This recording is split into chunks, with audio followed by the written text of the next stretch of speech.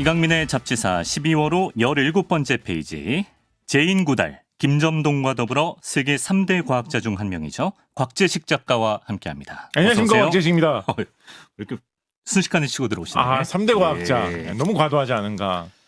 제가 세계는 모르겠지만 네. 국내의 국내 어떤 3대? 과학인 중에서 골라본다면 네네. 몸의 크기로는 3대 큰 대자니까 3대 자가 부피로는.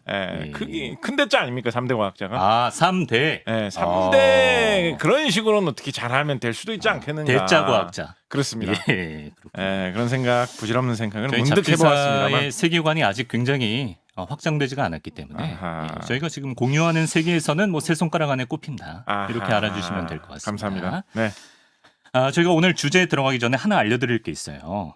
잡지사 구독자분들을 위해서 크리스마스 선물 이벤트가 열렸습니다. 바로 삼행시 이벤트인데요. 뭐 잡지사 세 글자로 삼행시를 지어주시거나 뭐 잡지사 출연진 중에 마음에 드는 한 사람을 골라서 뭐 곽재식, 박광일, 뭐 썬킴 씨는 이행시가 되겠네요. 이렇게 n행시를 지어주시면 저희가 당첨자께는 커피 쿠폰을 보내드립니다. 곽재식 작가, 재미있고 식탐 있어 보인다. 뭐 이런 느낌으로 가면 되는 거예요. 잡지사라는 말 자체가 잡다한 지식 사전의 그렇죠. 줄임말 아닌가요? 사실 그렇습니다. 근데 그걸 또 굳이 삼행시를 또 한다. 그렇죠. 액자식 삼행시라고 할 수 있겠고요. 네, 그렇습니다.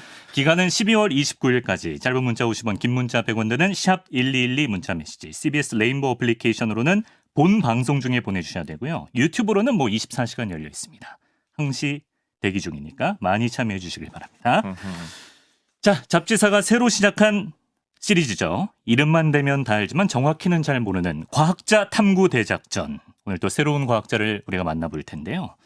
오늘 또 엄청난 분의 삶을 소개해 주신다고 들었습니다. 그렇습니다. 오늘 소개해드릴 과학자 마리 퀴리, 마리아 스코덥스카 퀴리입니다. 마리아 뭐요? 마리아 스코덥스카 퀴리. 그게 풀네임인가요? 그렇습니다. 본인이 그런 식으로 이제 서명을 많이 하셨죠. 우리는 뭐 퀴리 부인으로 어릴 때 많이 읽었는데. 그렇습니다. 그 분께서 이제 유럽 사람들, 미국 사람들만 마찬가지입니다만 결혼하고 나면 이제 성을 바꾸죠. 남편 성을 따라서 바꾸는 경우가 이제 굉장히 많은데. 그렇죠. 결혼 전에 사용하던 성이 스코덥스카라는 성이고요. 네. 결혼 후에 이제 퀴리, 피에르 퀴리라는 사람하고 결혼을 해가지고 성을 퀴리로 바꿔서 활동을 했는데 결혼 후에 업적으로 상당히 좀 유명해지시고. 그 후에 이제 뭐 대과학자로 어마어마한 성공을 거두셔가지고 이제 이름을 이제 자기 성을 퀴리 이렇게 하고 다녔으니까 흔히 이제 뭐 퀴리, 마담 퀴리, 마리 퀴리 뭐 이런 식으로 풀네임이 불렸었는데 이제 결혼 전에 성도 본인이 많이 살려가지고 많이 뭐 이렇게 풀네임을 적는다, 서명을 한다라고 많이 살려서 쓰셨거든요. 그래서 이제 마리아 스코덥스카 퀴리라고 많이 사용하셨다라고 합니다. 남편분 성이 퀴리가 아니었다면 우리가 아는 퀴리 부인은 없었겠네요. 뭐 은바페 부인이나. 그럴 수 있죠. 마크롱 부인 이렇게 될 수도 있어요. 가능하죠. 뭐 그분과 결혼하셨던. 그런데 한 가지 좀 말씀드릴 것은 뭐냐면 이 마리아 스코덥스카 퀴리 같은 경우에 본인의 노벨상을 2번 수상하신 그 어떤 전무한 기록, 후무는 이제 뒤에도 노벨상 수상하신 분들이 계시니까 처음으로 노벨상을 한 사람이 2번 수상한 기록을 세우신 분이거든요. 그래서 노벨상을 2번 수상한 최초의 기록을 세운 사람이 이제 여성 과학자이신데 뭐 그 기록 나온 김에 말씀드리면 이분이 처음에 1903년에 물리학상으로 노벨상을 한번 수상하셨고 1911년에 화학상으로 노벨상을 수상하셨는데 거기까지는 저 같은 사람도 잘 알고 있는데 정확히 뭘 하셨는지 잘 모르겠어요. 그렇습니다. 기록상으로만 일단 봐도 물리학상하고 화학상을 동시에 수상한 사람 없습니다. 지금까지 수많은 왜냐하면 두 개 서로 다른 분야니까요. 뭐 화학상을 2번 수상한 분 계십니다.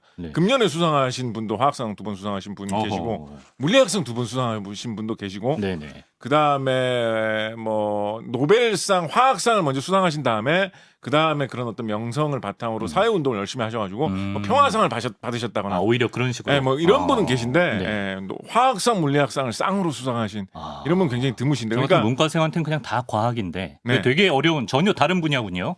그렇죠. 그렇죠. 너무 무식한 질문을 해서 아닙니다. 뭐 그렇게 기가 차신 것 같은데. 아닙니다. 뭐 그렇게 뭐 생각할 수 있죠.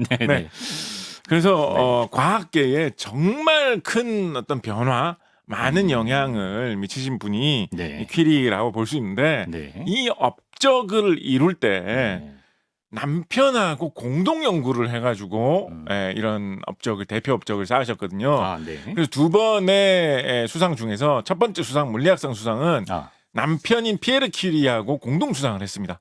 아, 그렇군요. 그러니까 아까 말씀하신 마리아 스코도브스카 음바페였을 수도 있다라는 말은 약간의 어떤 그런 어폐는 있죠.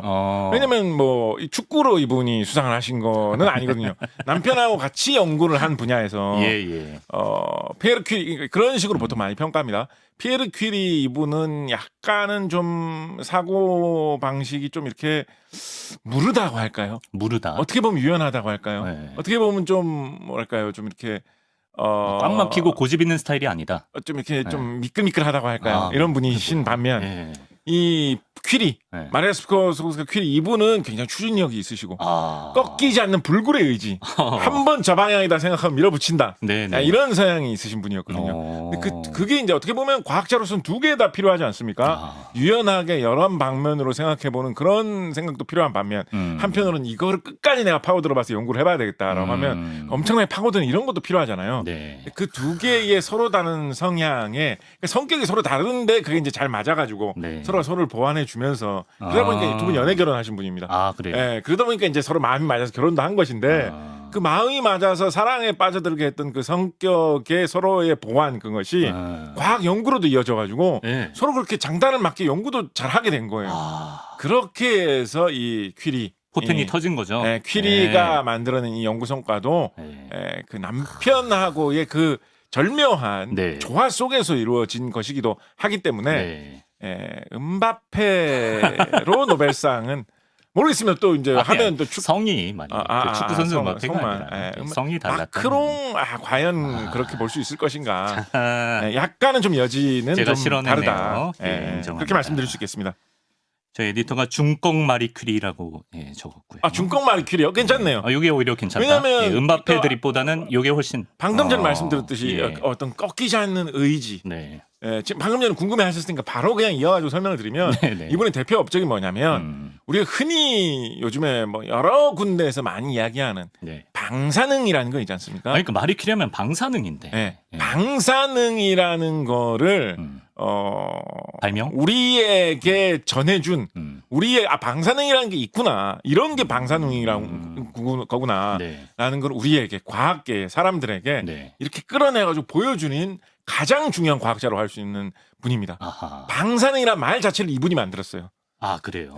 영어로는 레디오 액티브, 이분은 이제 프랑스에서 활동하셨으니까요. 프랑스어로 이제 이 말을 만드셨겠죠. 그러니까 뭐 프랑스어로 그 단어의 철자 거의 동일해요. 발음만 이제 뭐 약간 뭐 하디오 액티브 뭐 이런 식으로 약간 프랑스식으로 했을 텐데, 그 말 자체를 만드신 방사능이라는 말 자체를 만드신 장본인이시고. 방사능이라는 게 원래 자연 속에 있는 건데 그거를 알려준 사람이다. 네, 그렇습니다. 말도 이걸 뭐라고 부를까? 방사능이라고 하자.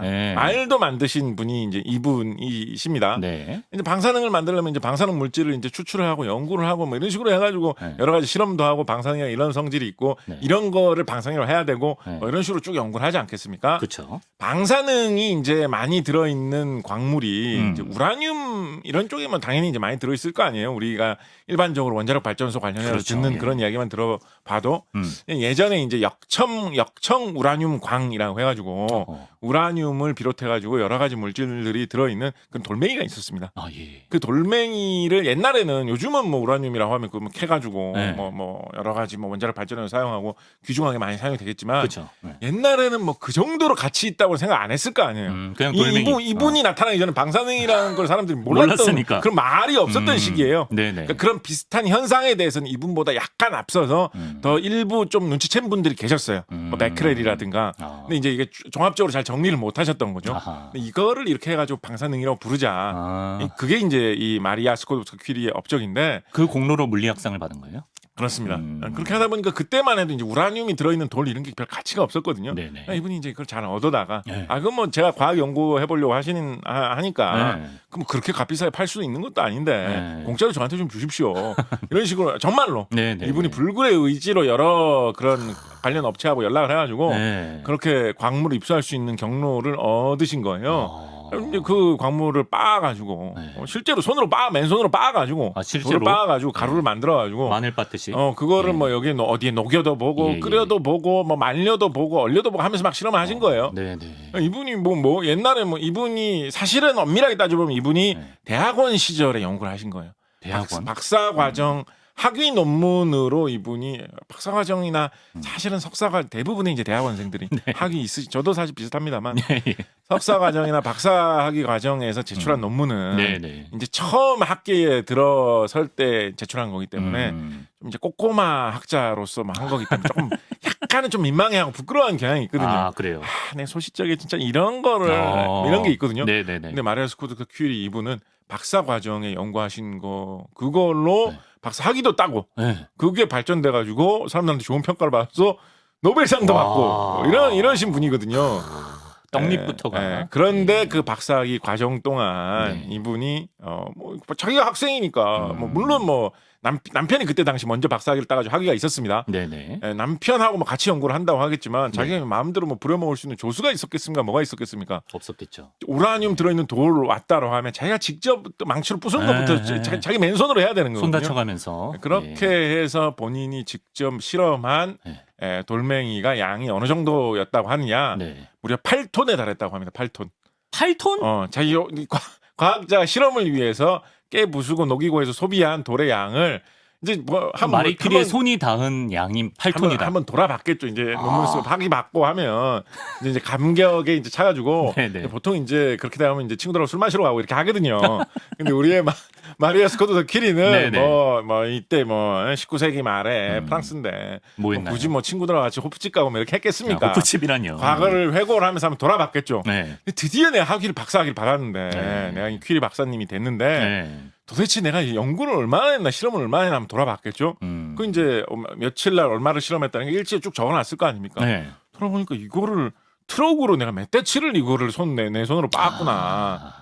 그래서 이런 과학 연구라는 게 좀 이럴 때가 있습니다. 과학 연구가 막 무슨 그런 영화 같은 데 나오는 것처럼 네네. 막 천재 과학자가 네. 막 앉아가지고 막 자면서 공상을 하다가 뭐 공을 거니면서 뭐 이렇게 생각을 하다가 갑자기 막 희한한 발상이 번뜩 떠올라가지고 유레카. 막 무슨 뭐 분필로 막 칠판에 막 이렇게 하다 보면 막 놀라운 막 이론이 개발되고 이럴 때도 있기는 있지만 그거 아니에요? 예. 있긴 있지만 예. 과학 발전, 물리학 발전, 화학 발전의 네. 과정에서 사람이 손으로 직접 계속 돌을 깨고 돌을 참. 도대체 뭐 하려고 도대체 이 기사하고 있지? 8톤을 깨야지. 방사능이라는 게 세상에 있고 이런 게 방사능이구나. 네. 나올 때가 있다라는 것이죠. 쉬운 게 없어요. 그러면 그 라듐, 폴로늄 그렇습니다. 이게 그건가요? 그렇습니다. 광물에서 나오는 건가요? 일단 뭐 대표적으로 우라늄 역청 우라늄 광을 깨 가지고 그 안에 이제 세밀하게 분석을 해보면서 여러 가지 방사능에 대한 그런 성질을 탐구를 하다가 대표적으로 알아낸 것이 이제 라듐, 폴로늄 이런 새로운 원소.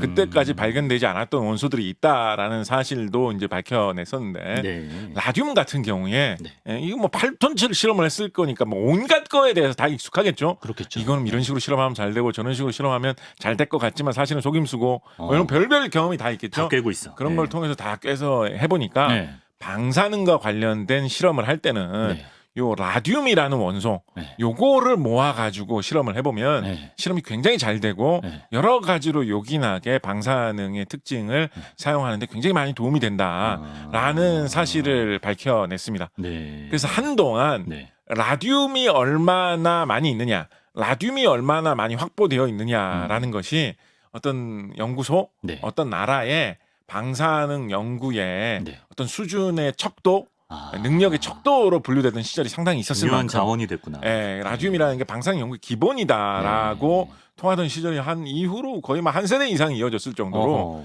방사능 연구를 개척하는 아주 요긴하게 사용됐던 물질이 라듐이고요. 지금도 여러 가지 방사능 연구에 라듐이 아직도 많이 쓰이고 필요하고. 있습니다. 한 가지 곁다리로 말씀드리면 그래서 방사능이라는 거에 대해서 온갖 그런 성질을 찾아내고 이게 바로 방사능이고 이런 기본을 다 밝혀낸 분이 이분이시다 보니까 뭐 이분이 하신 실험 다 방사능에 관한 실험일 거 아니에요. 대체로 그렇겠죠. 말씀하신 대로 이분의 손때가 묻은 방사능 8톤. 물질이 든 돌이 8톤치란 말이에요. 그렇다 보니까 위험할 것 같은데. 그렇다 보니까 이 위대한 위인으로 네. 노벨상 2개를 타시고 그렇죠. 전설적인 폴란드의 위인, 폴란드 출신이시니까 폴란드 출신. 전설적인 프랑스의 위인으로 네. 이제 대접을 받으신 분이다 보니까 네. 이분이 남긴 여러 가지 자료 같은 게 네. 박물관 같은데 다 잘 보존이 돼 있거든요. 네네. 뭐 이분이 뭐 사용하셨던 뭐 옷가지라든가 뭐 일기장 이런 거 그렇죠. 다 잘 보존돼 있거든요. 네. 이런 이분이 남기신 유물 자료들 중에 상당수가 네. 방사능을 지금까지도 띄고 있습니다. 그래서 맨손으로 만질 수 없게 뭐 무슨 납상자 진짜요? 이런 데다 밀봉되어 있습니다. 시간이 그렇게 흘러도 아직까지도. 와. 그래서 이제 이 19세기 후반의 과학 발전에 대해서 연구하시는 분들 예. 아니면 뭐 마리아 스코프스키 퀴리 이 개인에 대해서 연구하시는 분들은 네. 이 마리아 스코프스키 퀴리 본인이 남긴 여러 가지 기록이나 일기장이나 이런 걸 많이 탐구하시고 싶어 하실 거 아니에요. 네네. 도대체 과학 발전이 어떻게 이루어졌나 이런 거를 탐구하다 보면 네. 꼭 연구해 봐야 되는 중요 인물 중에 한 명이거든요. 그렇죠. 최상위급 거물급 과학자 분 중에 한 명이거든요. 네. 그래서 그분들이 이제 연구를 하시려고 자료를 보려고 신청을 하면 네. 방사능이 많이 들어 있으니까 네. 이렇게 방사능 차던 옷 같은 걸 우주복 입고 같은 거. 장갑 같은 걸 예. 끼고 예. 만지면서 확인을 하셔야 된다고. 예. 아직까지도 그런 일이 있을 정도로 방사능의 손길을 듬뿍 남기시기도 한 그때 이제 그런 게 그럼 위험한지 몰랐던 마리 퀴리 시대거든요. 본인은 괜찮으셨어요? 본인도 사실 아마 아주 치명적인 막 병에 걸려서 일찍 세상을 떠나시고 그러시지 않으셨어요. 네. 이분이 60대 후반까지인가 그래도 뭐 당시 평균 수명을 생각하셔 보면 일찍 세상을 떠나신 60대 편은 후반. 아닌데 이제 자료 같은 걸 보면 네. 그러니까 뭐 이렇게 평소에도 이렇게 몸이 약하실 때가 있다, 뭐 예. 관절염 같은 것도 고생을 하셨다, 뭐 이런 기록이 많이 있는데 네. 당시에는 이제 좀 약간 대수롭지 않게 생각하신 그런 점이 있었던 것 같아요. 뭐 워낙에 열심히 일하시고 하시다 보니까 보니까 뭐 라듐을 호주머니에 넣고 다녔다, 뭐 이런 얘기도 저 있고. 이때만 해도 진짜 방사능 위험한지 몰랐을 때고. 예. 그래서 그때만 해도 그냥 뭐 열심히 일하시다 보니까 몸 좀 쇠약해지셨나 보다. 아니면 뭐 나이 드셨으니까 관절염 생기셨겠지라고 하셨는데 요즘은 그런 것들이 사실은 방사능 때문에 생긴 어떤 질병의 영향이었을 수도 있지 않을까라는 말도 종종 나오고 있죠. 네. 참고로 말씀드리면 예.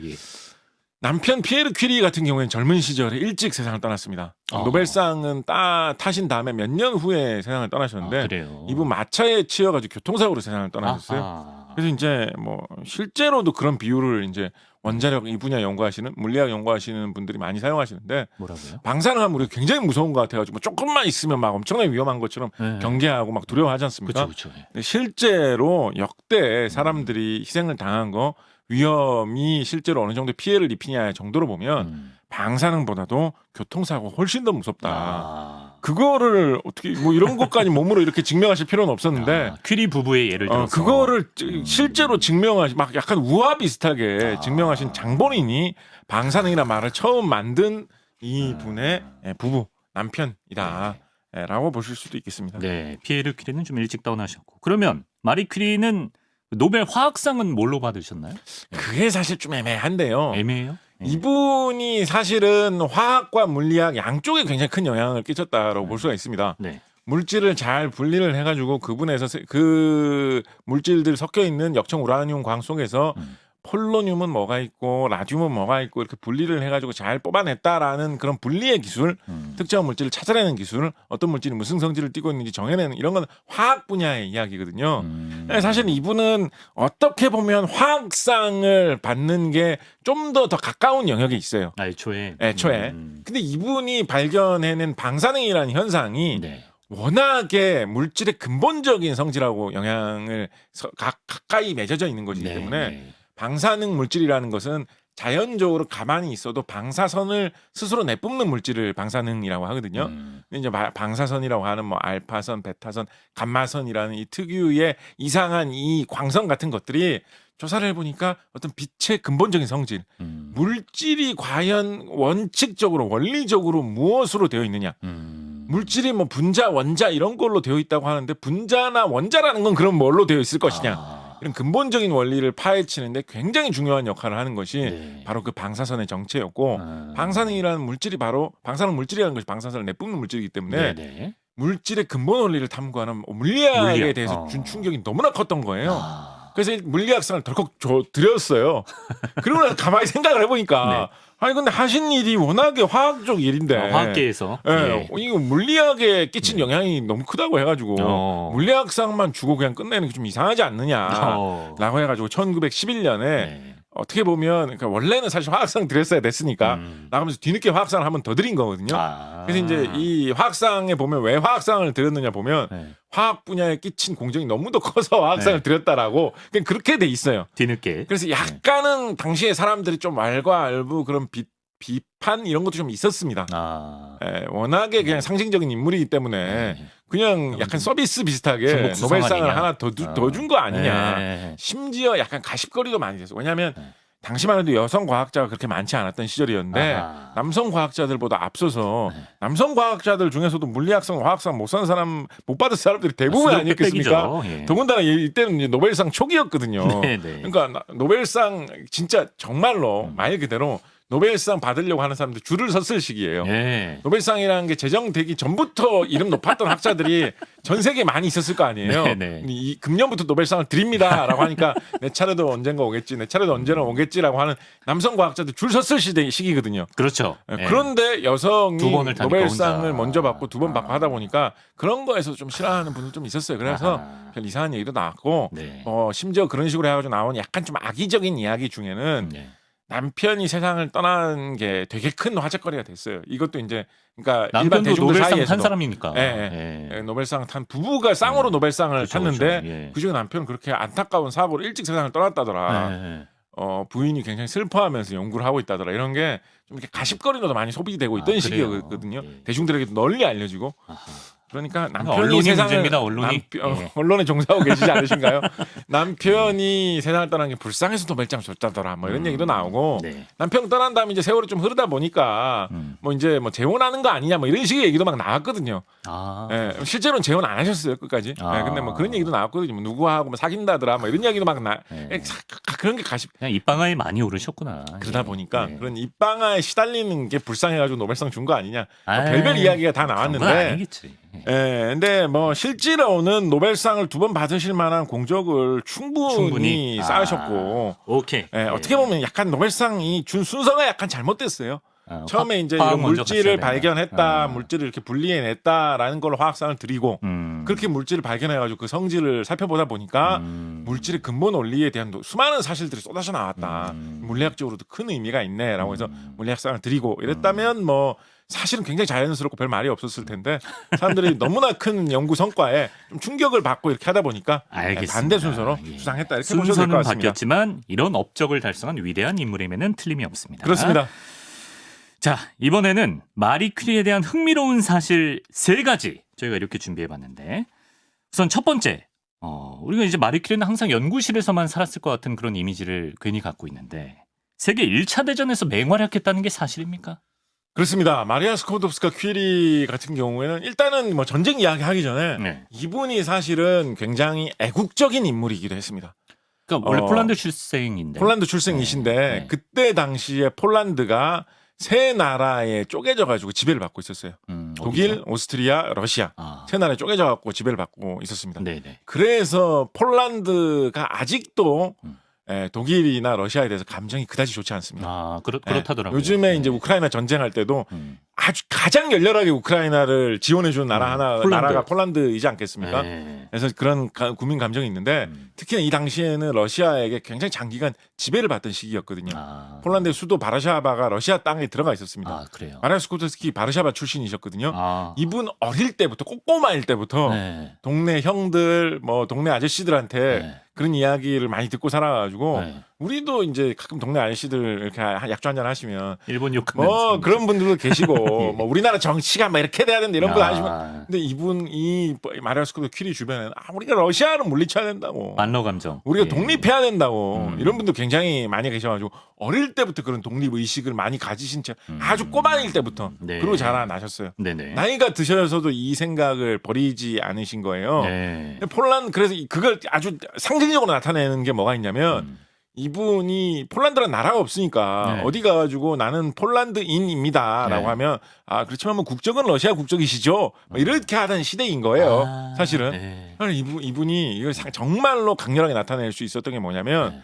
이분이 새로운 물질을 발견하신 다음에 네. 원소를 새로 하나 발견한 다음에 이름을 뭘 붙일까라고 할 때 내 조국 폴란드의 이름을 따가지고 아까 폴로늄이라고 이름을 붙이자라고.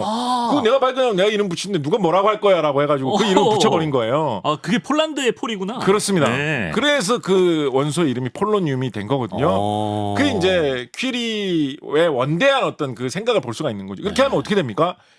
사람들이 폴란드를 알죠. 지배하고 네. 있는 러시아 과학자들조차도 공식적으로 그 원소에 대해서 언급할 때, 그 물질에서 언급할 때는 네. 폴로늄이라고 불러야 되는 거예요. 그렇죠, 그렇죠. 폴란드의 원소, 폴란드의 금속이라고 부르게 돼야 되는 거예요. 네. 러시아 사람들 아니 폴란드 나라라는 나라를 우리가 없애버렸는데 네. 폴란드는 러시아 일부다 이런 얘기 하고 있는데 되게 통쾌하네.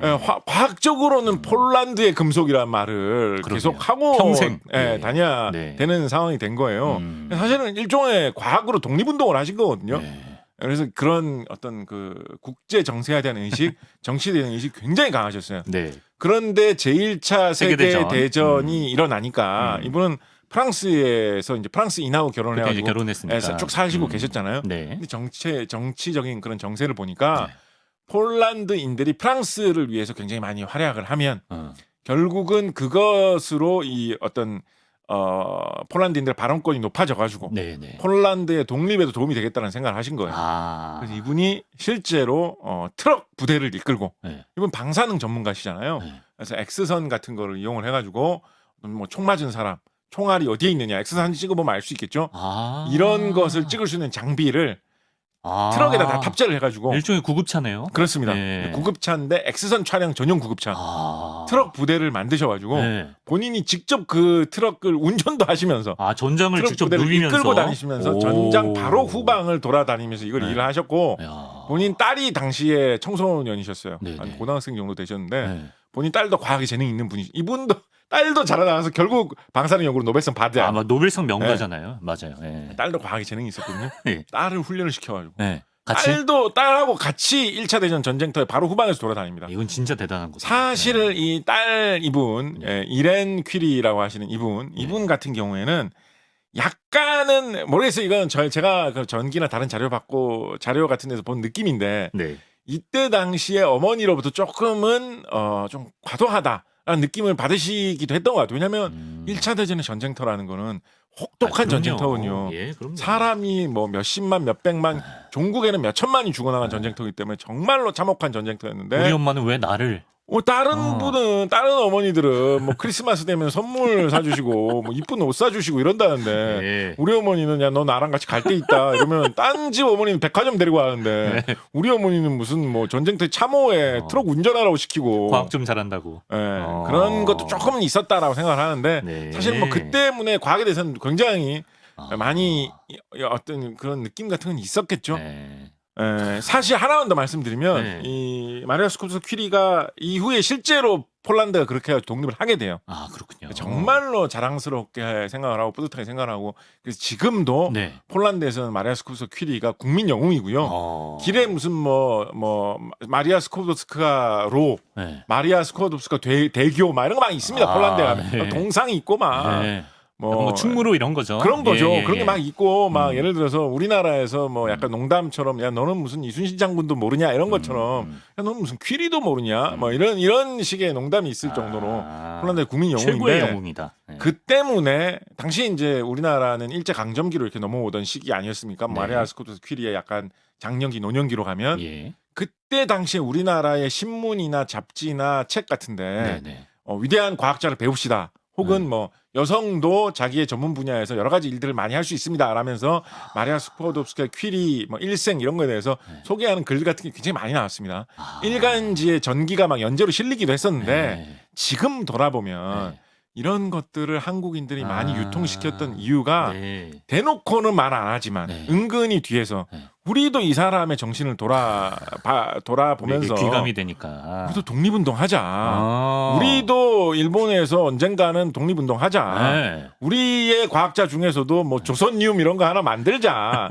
라는 거를 사실 고취하기 위해서 선님은 뭐야? 우리 사실은 네. 한국뿐만 아니라 네. 당시에 식민 지배를 받고 있던 수많은 나라들에서 마리아 스코트 퀴리는 위대한 과학자인 동시에 네. 이런 독립 정신을 투철하게 가진 사람으로도 많이 좀 추앙받았었던 애국심의 심볼 같은 사람이었다. 그런 인물이기도 합니다. 몰랐던 부분을 또 알게 됐고요. 나머지 두 번째, 세 번째 흥미로운 사실도 좀 빠르게 알아보겠습니다. 두 번째 사실. 만약에 제가 마리 퀴리였으면 뭐 당장에 라디움 폴로늄 그 특허부터 내고 말이죠. 또 여기저기 뭐 강연도 다니면서 일단 돈 쓸어 담을 생각부터 저는 했을 것 같은데 우리 마리 퀴리 선생님께서는 돈을 많이 벌 수 있었음에도 불구하고 오히려 좀 가난하게 사셨다. 사실입니까? 그렇게 가난하게 사시진 않으셨어요. 왜냐하면 일단 노벨상이 완전. 상금이 많은 상이잖아요. 아, 이분 2개를 받으셨어요, 그거를. 아 그러네. 네. 더군다나 가족들도. 더군다나 이 항상 뭐 요즘 우리나라 부모님도 마찬가지지만 자식들이 결혼을 하면 네. 자식들한테 뭐 시집 장가 갈 때는 네. 뭐 아파트라도 어떻게 마련하는데 좀 도움을 줘야 되나 이런 거 걱정 많이 하시잖아요. 그렇죠. 근데 이분 딸도 노벨상을 받으셨어요. 어. 네. 그래서 그렇게 뭐 쪼들릴 형편 자체가 아니었어요. 성공하신 뒤에는. 뭐 기워 입고 이런 정도는 아니고. 그 전에는 예. 이 성공하시기 전에 노벨상 받고 학자로 성공하기 전에 정말 가난하게 살았습니다. 막 비 줄줄 새는 이상한 창고 같은데 실험실이라고 갖다 놓고 그냥 하루 종일 돌 빻고 있고 막 이러고 살았거든요. 예. 이분의 라이벌 경쟁 과학자들이 와가지고 뭐 놀랄 정도였습니다. 뭐 이런 운막 같은 데 가지고 실험을 해가지고 이런 놀라운 결과를 내냐고. 성공하신 뒤에는 비교적 이렇게 좀 이렇게 그렇게 쪼들리게 사시지는 않은 편인데 예. 그렇지만은 당시에 방사능 문제에 워낙에 뛰어든 딴 학자들이 많았기 때문에 네. 만약에 특허를 내가지고 돈 벌 궁리를 하면 막 네. 소송도 하고 뭐 재산권 다툼 뭐 지재권 싸움 이런 걸 하면서 네. 사실 진흙구덩이 다툼을 해야 됐을 만한 상황이었어요. 네. 워낙에 1인자로 소문은 많이 났지만 살짝 빨리 먼저 뭔가 내가 그래도 요거는 내가 연구했잖아 이런 분들이 세계 각지에 있었거든요. 방사능 연구가 워낙 인기가 많았기 때문에 네. 그래서 그냥 깔끔하게 골치 차라리 아프네. 나는 이 모든 거를 그냥 특허 안 내고 전 인류를 위해서 그냥 개방하겠다고라는 태도를 취하시는 게 사실은 뭐 유리하고 멋있을 만한 상황이기도 했습니다. 네. 그 마음이 뭐 상황도 상황이지만 마음도 우리가 인정을 해야 될 것 같고요. 세 번째 흥미로운 사실은 요겁니다. 그렇게 마리 퀴리가 세계대전에서도 전장 후반까지 누비고 프랑스를 위해서 그래도 기여한 바가 있는데 정작 마리 퀴리가 살아있을 때는 프랑스로부터 오히려 홀대를 받았다? 이게 무슨 얘기인가요? 홀대를 받았다라는 것까지는 약간은 과장이고요. 아 그래요? 왜냐하면 이분이 그러니까 프랑스 인하고 결혼해가지고 이제 딸을 낳으셨죠. 네. 이 딸도 프랑스 인하고 결혼을 했습니다. 그 부부도 노벨상 받을 정도로 성공을 했잖아요. 네. 프랑스에 갖다 준 노벨상 메달이 몇 개입니까? 그렇죠. 부부하고 4개를 갖다가 줬어요. 그러니까 홀대를 받았다라는 건 좀 그런데 약간은 좀 딴 시각으로 보는 분도 있었던 거예요. 어떻게요? 아니 이 사람 그래도 폴란드 사람 아니냐. 폴란드 출신 인물이지 않느냐. 네. 이제 마리아 스코브스키 딸을 가족들 보면서 저 집 다문화 가정 아니냐 이런 식으로 좀 생각을 했던 거예요. 네. 마리아 스코브스키 퀴리가 출세하기 전에는 이분이 이제 가난하니까 학교 같은 데서 학생들 가르치면서 그런 걸로 먹고 살던 시절도 있었거든요. 네. 그때 당시 학교 학생들이 막 놀리고 이랬대요. 그러니까 아무래도 폴란드 출신이니까 프랑스어 발음이 조금 다르지 않겠습니까? 그렇겠죠. 근데 그런 거 발음 막 다 틀린 거 막 흉내 내면서 놀리고 예. 막 그런 시절도 있었던 거거든요. 이제 인종 차별에 대해서 감도 없던 시기니까 그렇죠. 이 시기에는 예. 그렇다 보니까 그게 좀 이어져가지고 저 사람 그래도 폴란드의 애국자로서 폴란드에서 워낙에 또 칭송받는 인물이고. 폴란드 사람을 그래도 약간 이런 게 조금 없지 않아 있었던 것 같아요. 예. 그렇지만은 그래도 전 세계적으로는 다 마담 퀴리라고 부르고.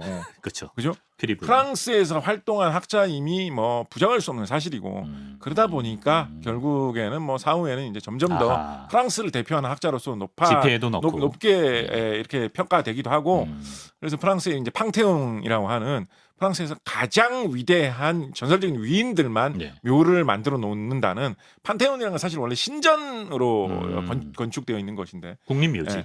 뭐 이제 프랑스는 무슨 뭐 신을 뭐 그런 그리스 로마처럼 그렇게 막 아니니까. 신전에게 뭘 하고 이런 데는 아니니까 네. 그래서 이제 위대한 위인들을 거기에 이제 안장을 해놓거든요.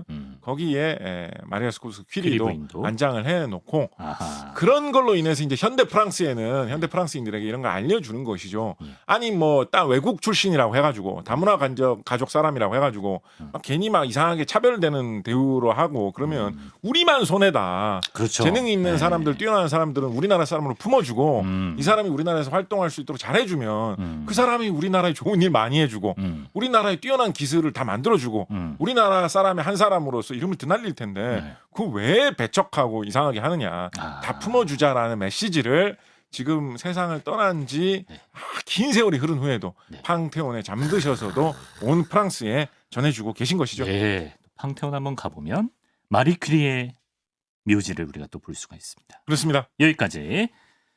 이제 세계 4대 과학자 중 한 명이라고 해야 될 것 같네요. 예, 곽재식 작가와 마리 퀴리의 삶에 대해서 알아봤습니다. 다음 주에 뵙겠습니다. 감사합니다.